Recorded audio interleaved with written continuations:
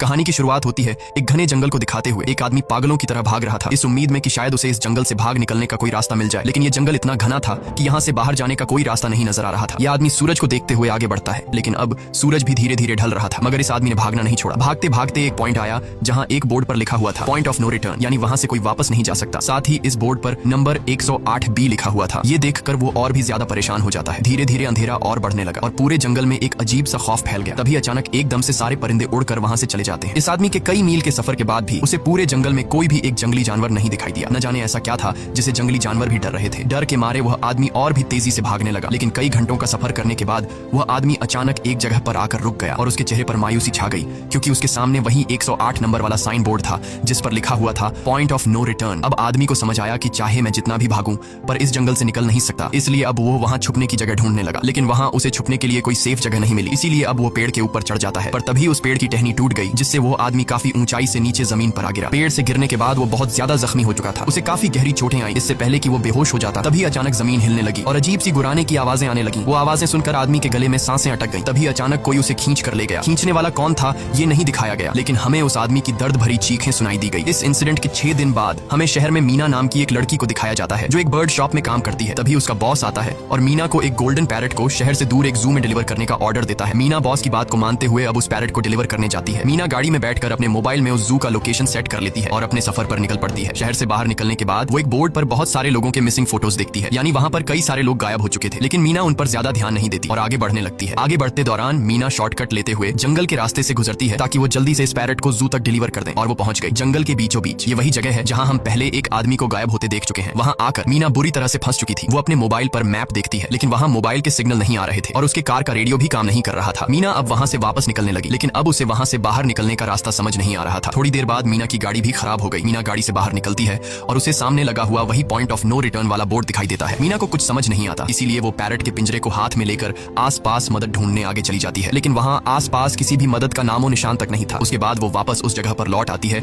जहां उसने अपनी गाड़ी खड़ी की थी, लेकिन वहां से उसकी गाड़ी गायब हो चुकी थी। ये देखकर वो बहुत ज्यादा परेशान हुई। उसे लगा कि शायद वो उस जगह पर नहीं आई है जहां उसकी गाड़ी खड़ी थी, बल्कि ये किसी दूसरी जगह पर आ गई है और उसकी गाड़ी कहीं दूसरी जगह में खड़ी है, क्योंकि इस जंगल का हर एक पॉइंट एक ही जैसा दिखाई दे रहा था। अब अंधेरा भी गहरा होता जा रहा था। एकदम से पहले की तरह ही सभी परिंदे इन पेड़ों से उड़ जाते हैं। मीना को अब डर लगने लगा था, क्योंकि जमीन भी जोर जोर से हिल रही थी। मीना को वहां आसपास किसी के होने का एहसास होता है। तभी अचानक मीना को दूर किसी का साया नजर आया। मीना भागते हुए उसके पीछे आई, पर उसे वहां कोई भी नहीं मिला। तभी अचानक मीना को एक बूढ़ी औरत भागते हुए दिखाई दी। मीना भी दौड़कर उसका पीछा करने लगी। वो उससे मदद मांग रही थी, लेकिन वो औरत रुकती नहीं, तेजी से भागती रहती है। एक बार फिर मीना इस बूढ़ी औरत का पीछा करती है। अचानक वो बूढ़ी औरत फिर से गायब हो गई। मीना जब उसे ढूंढते हुए और आगे बढ़ी तो उसे दूर जंगल में एक बड़ा सा कमरा दिखाई दिया। वो बूढ़ी औरत उस कमरे के दरवाजे को खोलकर मीना से कहती है, अगर जिंदा रहना चाहती हो तो जल्दी से अंदर आओ। ये सुनते ही मीना बिना सोचे समझे दौड़ते हुए उस कमरे की तरफ गई। मीना के अंदर आते ही उसने गेट को लॉक कर दिया। मीना देखती है कि ये कोई अजीब सा कमरा है जिसमें एक बहुत बड़ा सा मिरर लगा हुआ था। उस बूढ़ी औरत के साथ यहाँ 2 और लोग भी थे। मीना घबरा कर उन लोगों से पूछती है, ये कौन सी जगह है? इस पर उस बूढ़ी औरत ने जवाब दिया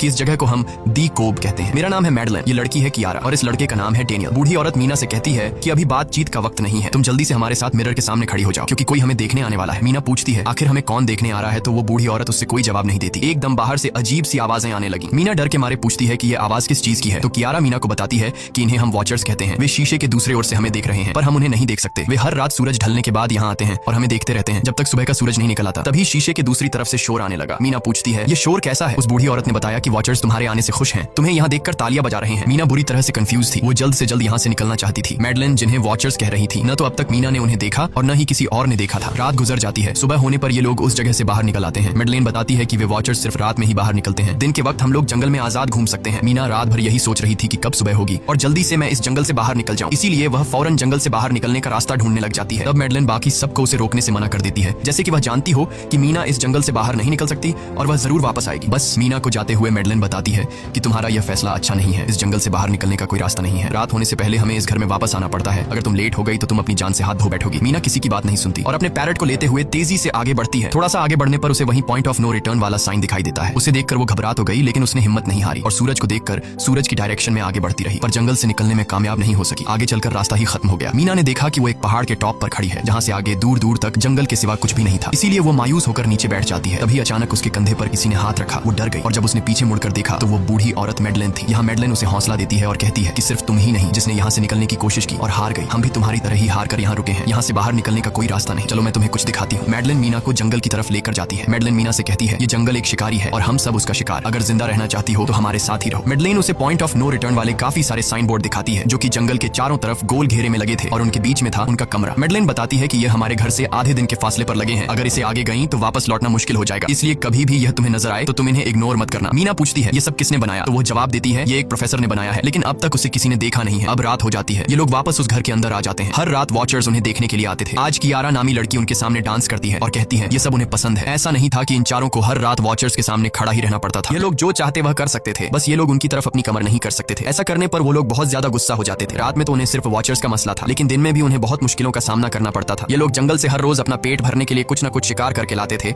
जिससे उनका गुजारा हो जाता। अगले दिन कियारा और मीना दोनों जंगल में शिकार करने जाती हैं। मीना कियारा से पूछती है कि आखिर ये वॉचर्स चाहते क्या। कियारा बताती है मुझे भी कुछ खास नहीं पता, लेकिन मैडलाइन कहती है कि ये वॉचर्स हमें देखते हैं, हमें ऑब्जर्व करते हैं, लेकिन अगर हमने वॉचर्स को देखा तो हम पागल हो जाएंगे क्योंकि वॉचर्स बहुत ही खूंखार दिखते हैं। कियारा अब उसे एक गड्ढा दिखाती है और कहती है ऐसे बहुत से गड्ढे इस जंगल में मौजूद हैं। दिन के वक्त सारे के सारे वॉचर्स उन गड्ढों में रहते हैं और रात में वो यहाँ से बाहर निकल आते। दिन के वक्त ये लोग इसलिए बाहर नहीं आ सकते क्योंकि सूरज की रोशनी उनकी स्किन जलाती है। कियारा मीना को बताती है कि वो 5 महीने पहले अपने पति के साथ इस जंगल में आई थी और तब से वो दोनों यहाँ फंसे हुए थे। पर आज से 6 दिन पहले मेरा पति जंगल में रास्ता ढूंढने निकला है। मुझे उम्मीद है कि वो जरूर वापस आएगा और हम सबको यहाँ से सेफली ले जाएगा। यहाँ हमें मालूम होता है कि असल में कियारा का हस्बैंड वही आदमी था जिससे हमने मूवी के स्टार्ट में देखा था, जिसे कोई यहाँ से खींच कर ले गया और अब वो मारा जा चुका है। इस तरह से बातें करते हुए ये दोनों कमरे के पास वापस लौट आए। यहाँ मैडलिन ने मीना को 3 रूल समझाती है जिंदा रहने के लिए। सबसे पहला ये कि वो रात के वक्त घर का दरवाजा नहीं खोलेगी, दूसरा रात में वो आईने की तरफ अपनी कमर नहीं करेगी, और तीसरा ये कि दिन के वक्त वो उन गड्ढों के पास नहीं जाएगी और जितना हो सके रोशनी में रहेगी। जब तक तुम इन रूल्स को फॉलो करोगी तब तक तुम जिंदा रहोगी। लेकिन मीना को मैडलाइन की बातों पर बिल्कुल भी भरोसा नहीं होता। अब उस रात मीना इन वॉचर्स के बारे में जानना चाहती थी, इसीलिए वो शीशे के साथ कान लगाकर आवाजें सुनने की कोशिश करती है। जब उसे कुछ सुनाई नहीं देता तो मीना को मैडलाइन की बताई गई वॉचर्स की बातें फेक लगने लगती हैं। इसलिए वह रूल्स को तोड़ते हुए अपनी कमर को शीशे की तरफ करके सो जाती है और ऐसा करने पर इन वॉचर्स को गुस्सा चढ़ जाता है। वो लोग जोर जोर से उस शीशे को मारने लग जाते हैं। शोर से मैडलाइन भी उठ जाती है और वह जल्दी से मीना को शीशे की तरफ खड़े रहने को कहती है और तब जाकर वो वॉचर्स का गुस्सा शांत होता है। यानी जब इंसान वॉचर्स को अपनी पीठ दिखाते हैं तो वह उसे खुद की इंसल्ट मानने लगते हैं। ये रात भी गुजर जाती है और अगले दिन मीना डेनियल के साथ शिकार पर निकलती है। वो डेनियल से पूछती है क्या आज तक तुमने किसी वॉचर को देखा है, जिस पर डेनियल ने जवाब दिया कि मैंने भी आज तक वॉचर्स को नहीं देखा और जो भी वॉचर्स को देखता है वो जिंदा नहीं बच पाता। तब मीना डेनियल को समझाती है कि मुझे लगता है कि ये सब मैडलाइन की बनाई हुई कहानियां हैं जिसके अंदर वो हमें फंसा रही है। हमें जरूर उन गड्ढों को जाकर चेक करना चाहिए, शायद हमें यहाँ से बाहर जाने का कोई रास्ता मिल जाए। डेनियल भी यहाँ रहकर बहुत ज्यादा तंग हो चुका था और वो भी किसी तरह से रास्ता ढूंढकर इस जंगल से भाग निकलना चाहता था, इसलिए वो मीना की बात मान लेता है और वो दोनों गड्ढे के पास पहुंच जाते हैं। अब मीना अपने आप को रस्सी से बांधकर इस गड्ढे के अंदर उतरती है। रस्सी का दूसरा सिरा डेनियल ने पकड़ा हुआ था ताकि अगर मीना को कुछ भी हो वो जल्दी से मीना को बाहर की तरफ खींच ले। मीना नीचे गड्ढे में पहुंच जाती है जहां उसे बहुत सारा इंसानों का सामान मिलता है। मीना उस सामान को इकट्ठा कर लेती है। ये सारा सामान उन लोगों का था जो जंगल में वॉचर्स के शिकार हो चुके थे। डेनियल रस्सी के सहारे कैमरा, साइकिल और जरूरत का सारा सामान को बाहर ले आता है। मीना अब नीचे इंतजार करती है कि डेनियल कब रस्सी नीचे फेंकेगा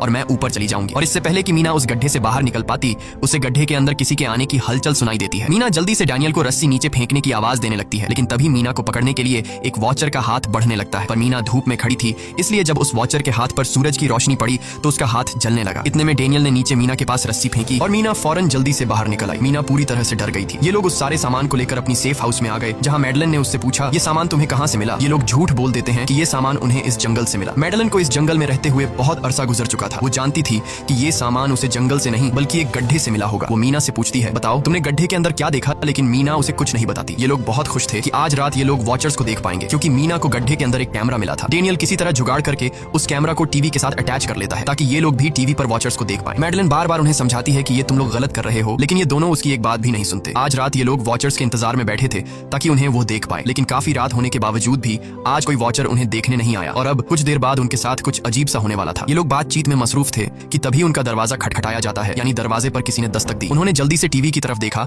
तो वहां उन्हें इंसानी टांगे दिखाई दे रही थी। बाहर जो कोई भी था वो कियारा के हस्बैंड की आवाज में बात कर रहा था और वो जल्दी से दरवाजा खोलने को कह रहा था। कियारा को लगा कि जरूर उसका हस्बैंड यहाँ से बाहर निकलने का रास्ता ढूंढ आया है। वो जल्दी से उठकर दरवाजा खोलने के लिए जाती है, लेकिन मैडलिन बीच में आकर दरवाजा खोलने नहीं देती। वो कहती है कि मैं जानती हूँ बाहर तुम्हारा हस्बैंड नहीं है, क्योंकि मैडलिन जानती थी कि रात के इस अंधेरे में कोई भी इंसान इस कमरे तक नहीं पहुंच सकता। लेकिन कियारा को मैडलिन की बातों पर यकीन नहीं होता और वो दरवाजा खोलने की कोशिश करती है, जिसके बाद मैडलिन कियारा से कहती है कि वो तुम्हें फंसा रहा है, तुम उसका इम्तिहान ले लो, तुम उसे कोई ऐसी बात पूछो जिसके बारे में सिर्फ तुम या तुम्हारा हस्बैंड जानता हो। कियारा बाहर खड़े हुए इंसान से एक किताब के बारे में सवाल करती है जिसके बारे में उसे पता होना चाहिए था, लेकिन जब बाहर खड़ा हुआ इंसान कोई जवाब नहीं देता तो ये समझ जाते हैं कि ये वॉचर ही है। ये लोग जब दरवाजा नहीं खोलते तो वॉचर उनके बाहर लगाए हुए कैमरा को तोड़ देता है और यहाँ हमें एक बात पता चलती है कि वॉचर्स इंसान के रूप में भी खुद को बदल सकते हैं। वॉचर्स उनकी इस हरकत पर बहुत ज्यादा गुस्सा हो गए थे। वे बहुत तेजी से शीशे को मारने लगे जिससे शीशे में एक बड़ा क्रैक भी आ जाता है। लेकिन यहाँ मेडलिन समझदारी दिखाते हुए सबको लाइन से शीशे की तरफ खड़ा कर देती है, जिससे वॉचर्स का गुस्सा थोड़ा बहुत ठंडा हो जाता है और वे वहां से चले जाते हैं। अब यहाँ मीना मेडलिन को बताती है कि हमने गड्ढे में से ये सारा सामान चुराया था। ये सुनकर मेडलिन बहुत ज्यादा गुस्सा हो जाती है कि तुम लोगों ने दूसरा रूल भी तोड़ दिया। अगली सुबह मेडलिन उस गड्ढे से लाया हुआ सारा सामान उठाकर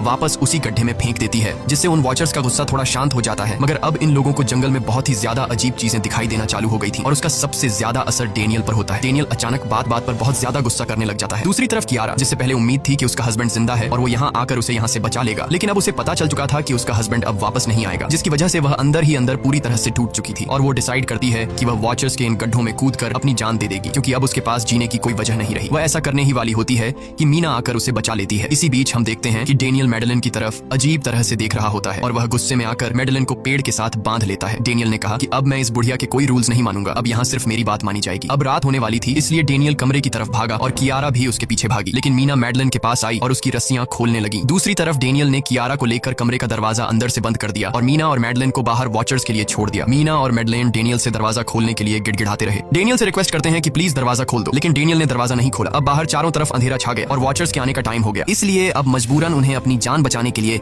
एक घने पेड़ के नीचे रहकर छिपना पड़ा। थोड़ी देर बाद उन्हें वॉचर्स की गुराने की आवाजें आने लगी। इस टाइम मीना और मेडलिन के साथ हमें भी उन वॉचर्स की एक झलक दिखाई जाती है। ये लोग लंबे पतले और खतरनाक थे। सब अपने अपने गड्ढों से निकलकर इंसानों को देखने के लिए उस सेफ रूम तक पहुंचते हैं और जब ये लोग देखते हैं कि मीना और मेडलिन वहां नहीं है, तो वो उनको खाने के लिए जंगल में ढूंढने लग जाते हैं। और जब ये वॉचर्स दूर जाते हैं तो मौके का फायदा उठाते हुए ये दोनों फिर से सेफ रूम तक आ जाते हैं और डेनियल से रो रो कर दरवाजा खोलने को कहते हैं। इस बार डेनियल के दिल में रहम जाग जाता है और वो उनके लिए दरवाजा खोल लेता है। अब अंदर जाने के बाद पहले तो मेडलिन डेनियल पर गुस्सा करती है और फिर इन सबको शीशे के सामने खड़ा करके वॉचर्स के बारे में कुछ बातें बताती है। मेडलिन ने कहा कि अब तक हम बहुत से रूल्स तोड़ चुके हैं, इसलिए मुझे नहीं लगता कि इस बार वॉचर्स हमें माफ करेंगे। मैं तुम लोगों को वॉचर्स के बारे में कुछ सच्चाई बताना चाहती हूँ। दरअसल मैं जब यहाँ पहली बार आई थी तो मैंने कुछ ऐसा देखा जिससे मेरे होश उड़ गए। मैंने अपना ही एक डुप्लीकेट देखा। असल में वो एक वॉचर था जो मेरा रूप लेने की कोशिश कर रहा था, हालांकि उसकी आंखें और बाल बिल्कुल परफेक्ट नहीं थे। मीना ने पूछा कि आखिर ये वॉचर्स हैं क्या चीज, जिस पर मेडलिन ने जवाब दिया कि ये सारे क्रीचर्स फेरीज हैं जो किसी जमाने में इंसानों के साथ मिलकर रहते थे। फेरीज पंखों वाले एक जादुई जीव थे, लेकिन वक्त गुजरने के साथ इंसानों को फेरीज की शक्तियों से डर लगने लगा, इसीलिए इंसानों ने फेरीज को खत्म करने का सोचा। इंसानों की तादाद ज्यादा थी,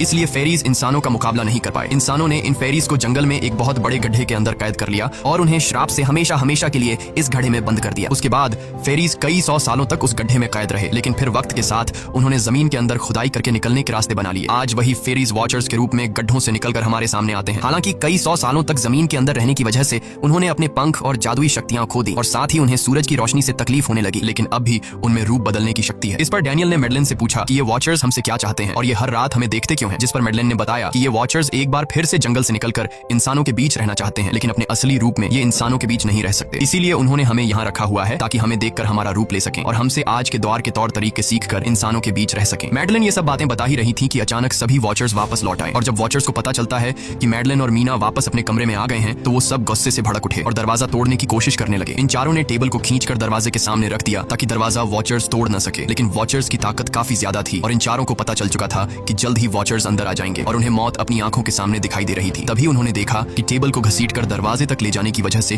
कारपेट पलट गई है। जब उन्होंने कारपेट हटाया तो उन्हें नीचे एक बड़ा लोहे का गेट नजर आया। उन्होंने जल्दी से गेट खोला तो उन्हें पता लगा कि नीचे एक बहुत बड़ा बंकर है। ये लोग जल्दी से उस बंकर के अंदर घुस गए और ऊपर से लोहे का गेट बंद कर दिया। ये लोग इस बात को लेकर परेशान थे कि ये बंकर यहाँ पर मौजूद था और इन लोगों को पता भी नहीं चला। इस बंकर के नीचे बहुत फैसिलिटीज थी, हजारों दिन का खाना, एक कंप्यूटर और भी बहुत सारा जरूरत का सामान रखा था। मीना जानना चाहती थी कि आखिर ये जगह किसने बनाई, इसीलिए वो उस कंप्यूटर को ऑन कर लेती है। उस कंप्यूटर में बहुत सारा डेटा सेफ था, जिसे खोलने पर उन्हें पता चलता है कि ये सारी जगह प्रोफेसर मार्टिन ने बनाई थी। असल में प्रोफेसर को इन क्रीचर्स के बारे में पता था, वो इन वॉचर्स पर रिसर्च करना चाहता था, इसीलिए उसने ये बंकर बनाया था। पैसों का लालच देकर वो दूसरे इंसानों को काम के लिए यहाँ लेकर आता था और रात के वक्त मजदूरों को ऊपर कमरे में छोड़कर खुद यहाँ आकर छुप जाता था और वो वॉचर्स फिर उन इंसानों को खा जाया करते थे। अगली वीडियो में डॉक्टर मार्टिन बताते हैं कि उनकी रिसर्च के दौरान उन्हें एक सबसे अलग फेरी मिली जो रोशनी में भी उन गड्ढों से बाहर आ सकती थी। डॉक्टर बताता है कि उस वॉचर ने एक बच्ची का बिल्कुल परफेक्ट रूप ले लिया था जिसे कोई पहचान नहीं सकता था। वो बहुत अच्छी थी, उसने डॉक्टर मार्टिन को मारा नहीं। डॉक्टर मार्टिन उसे यहाँ ले आया। तभी प्रोफेसर ने कैमरा को दूसरी तरफ मोड़ा। तब उन्होंने देखा कि प्रोफेसर ने उस छोटी सी बच्ची के रूप में आए वो क्रीचर को पिंजरे में कैद कर लिया है। पता नहीं डॉक्टर उसके साथ कौन सा एक्सपेरिमेंट करने वाला था। उस कंप्यूटर में बहुत सी वीडियोस थी और हर वीडियो में कुछ न कुछ बताया हुआ था। मीना बस ये जानना चाहती थी कि आखिर में क्या हुआ, इसीलिए वो सबसे आखिरी वीडियो प्ले करती है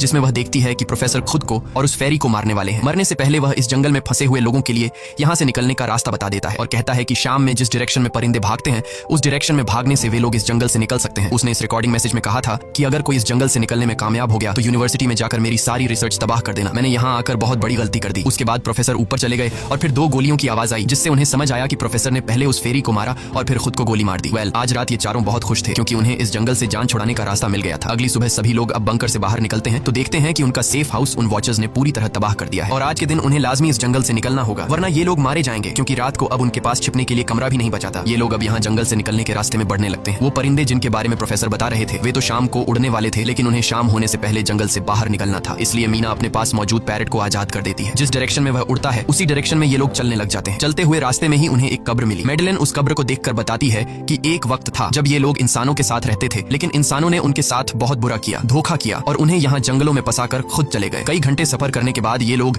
एक नदी के पास पहुंच गए। वहाँ उन्हें प्रोफेसर का एक बोट मिला जिसको देखकर ये लोग बहुत खुश हुए, लेकिन उनकी खुशी अब कुछ ही देर की मेहमान थी क्योंकि अब अंधेरा हो चुका था और वॉचर्स के आने का वक्त हो गया था। उससे पहले कि ये लोग डॉक्टर मार्टिन की बोट में बैठकर यहाँ से दूर चले जाते तभी उन्हें पीछे से किसी की आवाज आई। जब उन्होंने पीछे मुड़कर देखा तो वो कियारा का हस्बैंड था जो मदद के लिए चिल्ला रहा था। वो बहुत ही जख्मी हालत में था। बाकी सब बोट में बैठ चुके थे, इसलिए डेनियल अकेला उसकी मदद के लिए गया। डेनियल कियारा के हस्बैंड को खींचकर बोट की तरफ लाने लगा, लेकिन तभी ये लोग बोट से देखते हैं कि डेनियल जिसकी मदद करने गया वह कोई इंसान नहीं बल्कि एक वॉचर है जिसने उनके सामने ही डेनियल का रूप ले लिया। वो लोग कुछ भी नहीं कर पा रहे थे। अब उस वॉचर ने डेनियल को मार दिया। उन्हें इस बात का पता था कि वॉचर्स इस नदी को पार नहीं कर सकते हैं और फाइनली ये लोग खुद इस नदी को पार करके शहर तक पहुंच जाते हैं। और कहानी में असल ट्विस्ट इसके बाद आया। शहर पहुंचने के बाद ये तीनों अलग अलग रास्तों पर चले गए और कुछ दिनों बाद अब मीना जल्दी से डॉक्टर मार्टिन के कहने के मुताबिक उनके यूनिवर्सिटी में उनका सारा डेटा खत्म करने के लिए आई। उससे पहले कि वह उनका रिसर्च डेटा डिलीट कर देती तभी उससे वहां एक टेप रिकॉर्डर मिला और उस टेप रिकॉर्डर से मीना को एक नया राज मालूम हुआ। जब हजारों साल पहले इंसान और फेरीज एक साथ रहते थे तो तब उनकी शादी भी हुआ करती थी। इंसान और फेरी के मिलन से जो बच्चे पैदा होते थे उनमें इंसान और फेरी दोनों के गुण होते थे। उन्हें हाफलिंग्स कहा जाता था। उन हाफलिंग्स में एक खासियत थी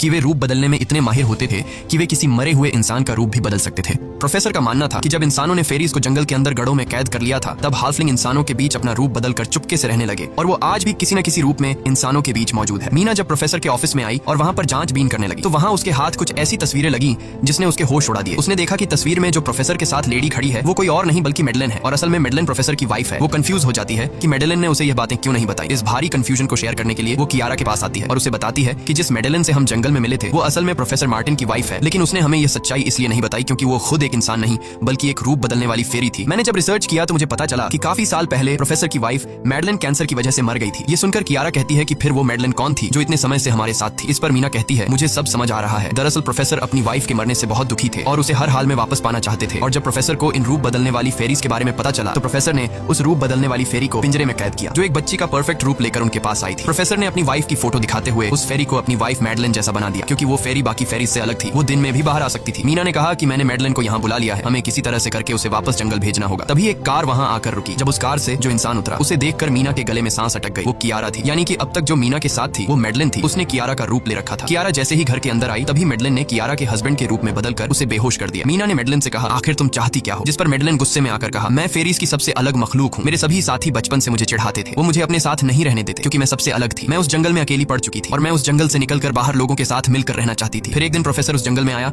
उसने मुझे पिंजरे में कैद कर लिया। उसने मुझसे कहा कि अगर मैं उसकी वाइफ का रूप ले लूं तो वह मुझे जंगल से बाहर ले जाएगा। मैंने उसकी बात मान ली। प्रोफेसर ने मुझे मैडेलिन की सारी बातें सिखाई और बाद में उस धोखेबाज प्रोफेसर ने मुझे मारने की कोशिश की, लेकिन उससे पहले कि वो मुझे मार पाता मैंने उसे ही मार डाला। तुम इंसान कभी भी भरोसे के लायक नहीं थे और न ही रहोगे। अब तुम भी मेरी सच्चाई जान चुकी हो, इसलिए तुम्हें भी मरना होगा और तुम्हें मारने के बाद मैं तुम्हारे रूप में इंसानों के बीच रहूंगी। यह कहकर मैडेलिन ने मीना का रूप ले लिया और उसका गला दबाकर उसे मारने लगी। तब मीना ने मैडेलिन से कहा कि क्या प्रोफेसर ने तुमसे यह नहीं कहा कि तुम क्यों दिन में निकल सकती हो? असल में तुम हाइब्रिड हो, आधी इंसान और आधी फेरी, इसीलिए तुम इंसानों और फेरीज के बीच रह सकती हो। मुझे पता है कि दुनिया में अकेला रहना कैसा होता है, लेकिन तुम अकेली हाफलिंग नहीं हो। तुम्हारे जैसे और भी हाफलिंग्स हैं जो किसी न किसी रूप में इंसानों के बीच रह रहे हैं। इस सच्चाई का पता चलते ही मैडेलिन का शरीर अचानक अपने असली रूप में आने लगा। देखते ही देखते उसके पंख निकल आए, जिसके बाद वो मीना को यहीं पर छोड़कर यहाँ से उड़ जाती है। इसके बाद कुछ हफ्तों के बाद का सीन दिखाया जाता है जहाँ मीना अपनी सिस्टर के साथ रहने लगी है। उसने अपनी सिस्टर को बताया कि शायद वो फेरी अभी भी मेरा पीछा कर रही है। तब मीना की सिस्टर उसे कहती है कि तुम डरो मत, ऐसा कुछ नहीं है। और कहानी के एंड में हम एक छोटी बच्ची को देखते हैं जो कि उस वक्त मीना के घर के नीचे खड़ी थी। ये कोई और नहीं बल्कि मैडेलिन थी जो अब उनके दुनिया में उस रूप में रह रही है। और इसी के साथ ये कहानी खत्म हो जाती है। अगर आपको ये वीडियो अच्छी लगी हो तो हमारे चैनल को सब्सक्राइब और वीडियो को लाइक जरूर कीजिएगा।